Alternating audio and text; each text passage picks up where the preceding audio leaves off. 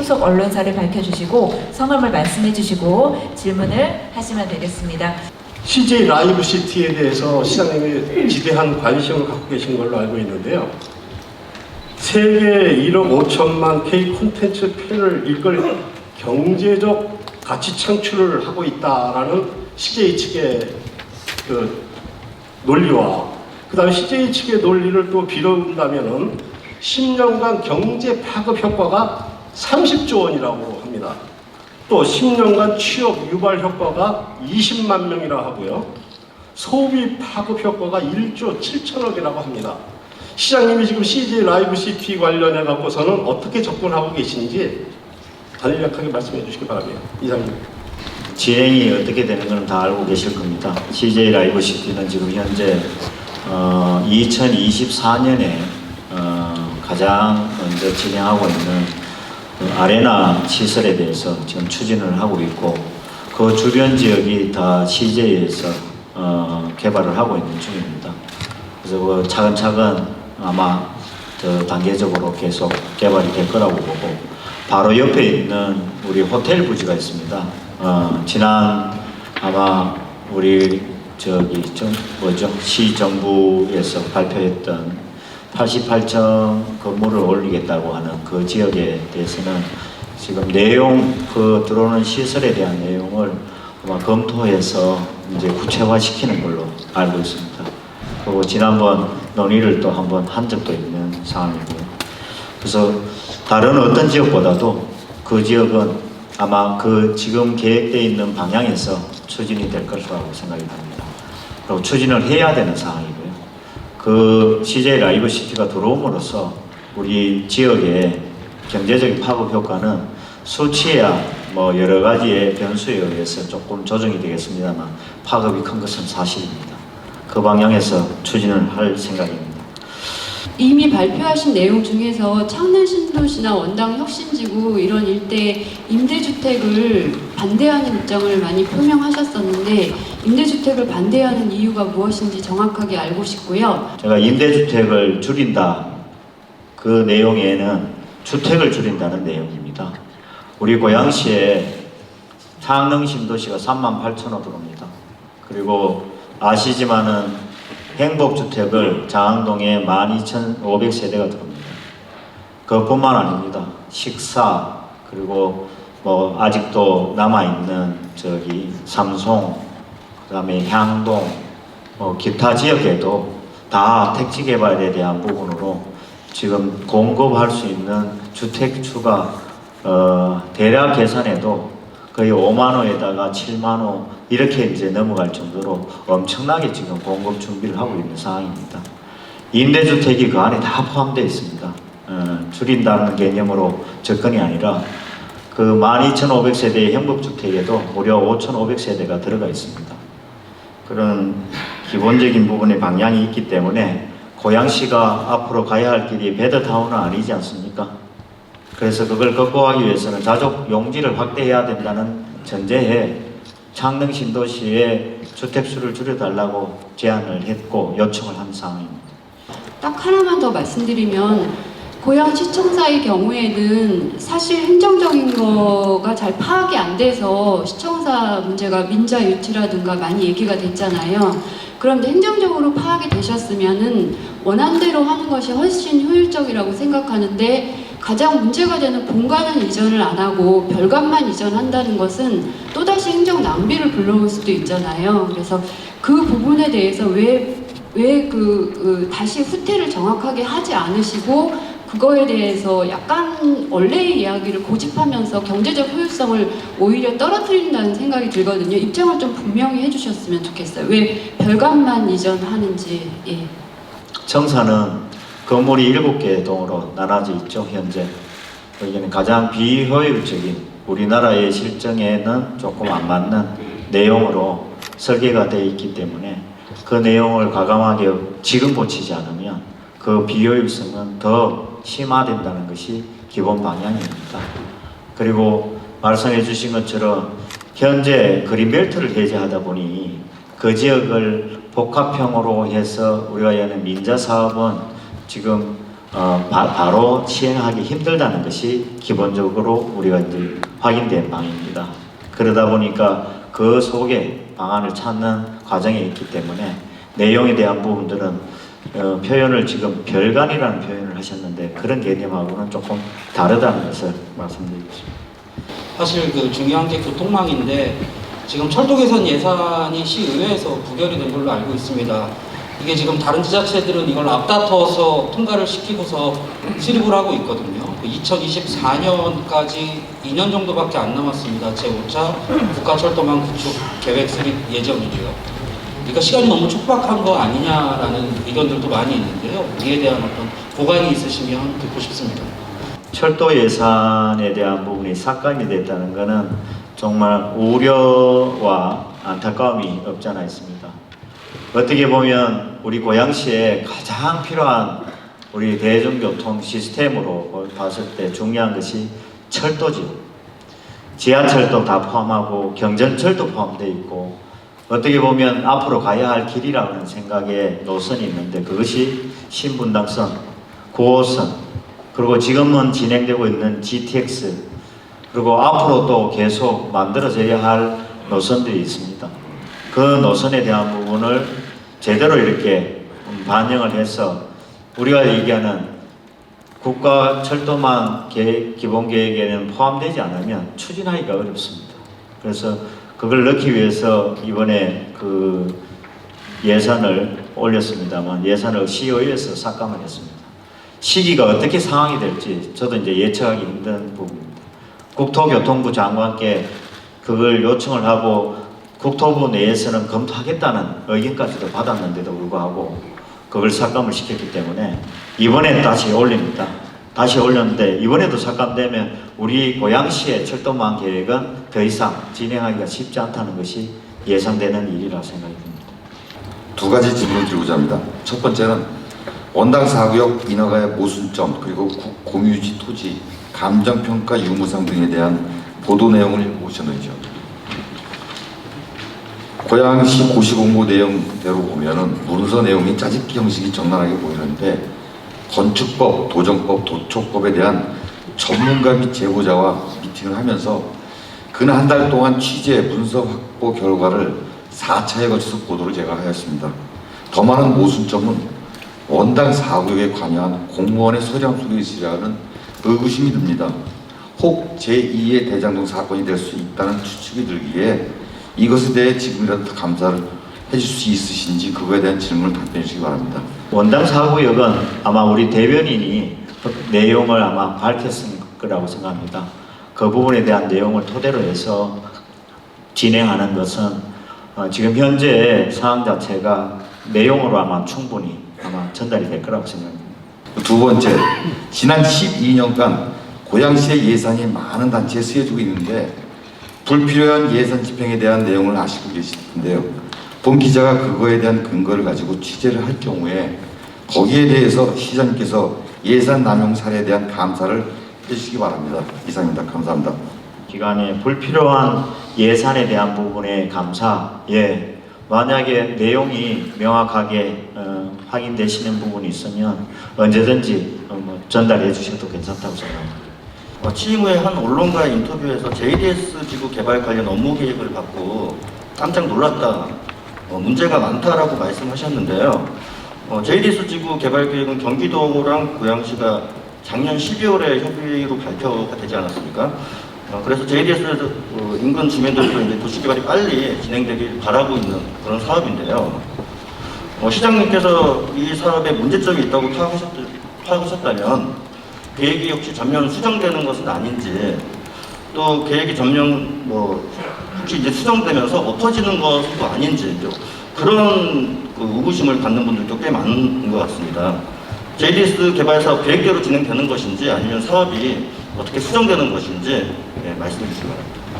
JDS의 개발 계획의 내용이 혹시 내용이 어떻게 되는지 알고 계시는지 모르겠습니다. 거기에 나와 있는 내용의 개발 계획은 구체화되어 있는 내용이 지금 없습니다. 그리고 그 구체화되어 있는 게 혹시 13년 전에 나와 있는 내용이라면 그거는 공개를 안 한 내용으로 알고 있습니다. 그런 내용하고는 좀 다르게 현재 JDS에서 그냥 방향만 그렇게 얘기했고 현재의 상황에서는 택지 개발 내지 그 주변에 도시 개발을 하겠다는 계획안들은 많이 있을 수 있습니다. 그는 민간 차원에서 제시하는 내용이고 그 내용 중에 상당 부분은 거의 대부분 아파트입니다. 아파트를 우리 고양시에 계속 짓는다는 것은 그것도 농림지역에 짓는다는 것은 아마 무리수라는 걸 알고 계실 겁니다. 제가 아파트를 앞으로 한 채도 안 짓겠다는 거하고는 전혀 차원이 다른 얘기입니다. 여기에서 우리가 공급할 거는 공급합니다. 근데 중요한 거는 이제는 고양시가 이렇게 집만 지어서 아파트로 도시가 형성이 돼서 베드타운으로 남아있어서는 안 된다는 것이 기본 방향입니다. 그래서 경제자유구역이라는 부분을 지정을 할 이유의 근거가 되는 내용이고요. 경제자유구역은 하는 이유는 유일한 한 가지가 있습니다. 뭡니까? 다른 방법으로는 기업을 유치할 방법이 없습니다. 아시지만은 공장 설립할 수 있습니까? 고양시에서 공장 불가능합니다. 공업지역 거의 없지 않습니까? 그래서 대기업이 우리 고양시에 와서 그래도 일자리, 우리 자녀들이, 청년들이 일자리를 구할 수 있는 그런 기업들이 오기를 바라는 거죠. 그 기업을 유치하기 위한 하나의 방법으로 다른 방법은 없고 사실 경제자유구역 속에 해외 기업까지도 유치할 수 있는 근거가 있습니다. 지원책이기 때문에 그렇습니다. 그리고 세제도 굉장히 완화시켜서 어떻게 보면 특례를 적용하고 있는 부분이기도 합니다. 그래서 경제자유구역을 토대로 해서 앞으로 고양시의 기반 자족성을 강화하는 방안을 강구할 예정입니다. 고양시 집값이 그동안 많이 올랐다. 한독부동산은 집계에 따르면 경기 고양시의 아파트 가격 지수가 2019년 11월 조정 대상 지역에서 해제된 후 2020년 1년간 11.44% 상승했다. 최근 고양시 의회가 조정 대상 지역 해제를 촉구하는 결의문을 만장일치로 채택된 것으로 알려졌는데 이는 결국 부동산 시장의 경착륙을 우려한 조치인가? 향후 고양 부동산 경기를 어떻게 예상하는지 궁금하며 이에 대한 대책이 있는지 말씀을 부탁드립니다. 고양시에 부동산 가격이 많이 올랐다. 그러다가 최근에는 그렇게 또 주춤하죠. 그런 가장 기본적인 것은 우리 대한민국의 부동산 시장의 변화에 대한 부분들은 아마 다 이해하실 겁니다. 어느 시기에는 올랐다가 어느 시기에는 내렸습니다. 근데 올랐다가 내렸는 그 과정에 이유가 다 있죠. 부동산은 시장 자체가 갖고 있는 특성이 있는데 그 중에 하나가 심리적인 영향이 정말 큽니다. 우리가 제도적인 부분으로는 금융의 영향이 굉장히 크고요. 근데 우리가 지금 현재 상황은 어떻습니까? 금융 대출 이자가 굉장히 높아지지 않았습니까? 그리고 대출에 대한 제한이 좀 심화되어 있지 않습니까? 그러다 보니까 집을 구매하려면 자기 돈으로 다 현금으로 구매할 수 없는 구조잖아요. 그러다 보니까 그것에 영향을 받는 거고, 그리고 지금 고양시는 집이 그렇게 부족한 도시가 아니라는 걸 알고 계시죠? 고양시는 주택이 지금 어떻게 보면 조금 여유가 있는 지역이기도 합니다. 그리고 또 매번 건설을 준비하고 있습니다. 창릉 신도시가 38,000호만 하더라도 인구가 10만 명은 그냥 훌쩍 넘어가는 그 규모입니다. 그래서 지금 현재 상황에서 조정 대상 지역으로 해놓은 것은 조건이 있습니다. 그 조건에 적합하면 사실은 해제가 될 것이고, 조정 대상 지역으로 해제를 못하는 이유는 바로 그 조건에 안 맞기 때문에 그렇습니다. 근데 지금은 아마 조건에 맞을 가능성도 있습니다. 그 촉구 결의안을 통과를 시켰기에 그에 대해서는 추진을 하는 것은 기본이라는 생각이 듭니다. 시장님께서 이 좋은 시정 목표와 핵심 과제가 있어도 중요한 것은 이 일을 하고 있는 사람이 누구냐면 공직자입니다. 가장 중요한 것은 공직자로 하여금 어떤 인사 시스템을 가지고 인사 정책을 가지고 이 시정 목표 5개를 달성할 것인가, 또 10대 핵심 과제를 달성할 것인가가 대단히 주안점이 되어 있거든요.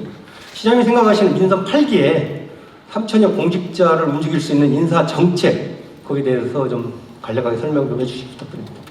인사 정책은 지난번 제가 말씀을 드렸던 내용하고 큰 차이 없습니다. 저는 인사 정책에 있어서만은 그때도 말씀드렸지만은 혈연, 학연, 지연에 대해서 저는 신경을 잘 관심이 없습니다.